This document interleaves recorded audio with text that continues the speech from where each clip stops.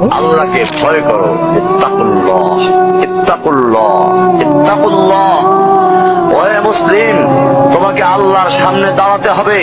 তোমার হিসাব নেওয়ার জন্য আল্লাহই যথেষ্ট, যিনি সব জানেন। তুমি যা গোপন করো ও প্রকাশ করো। তোমাকে অবশ্যই মৃত্যু বরণ করতে হবে। যখন তুমি দুনিয়ার সব কিছু ছেড়ে চলে যাবে, শুধু তুমি আখিরাতের জন্য যা সঞ্চয় করেছো তা নিয়ে সাবধান হও তোমার শেষ আমলের ব্যাপারে। তুমি জানো না কখন তোমার শেষ মুহূর্ত।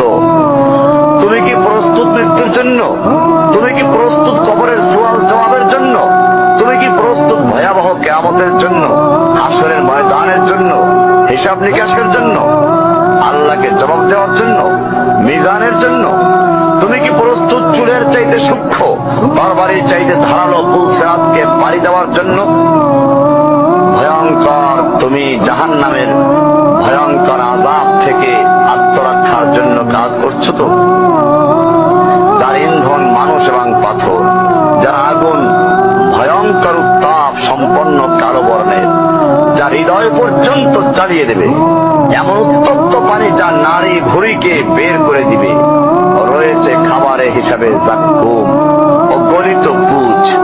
জাহান্নাম অসম্ভব গভীর ভয়াল জায়গা, কঠোর হৃদয় ফেরেশতারা নিযুক্ত, যেখানে শাস্তির মাত্রা বৃদ্ধির জন্য শরীরকে অনেক বড় করে দেওয়া হবে। চামড়াগুলো জ্বলে যাবে, বের হতে চাইবে, বের হতে পারবে না। মৃত্যুকে ডাকবে, মৃত্যু আসবে না। ভয়ঙ্কর শাস্তি যা অনন্তকাল ব্যাপী চলতে থাকে।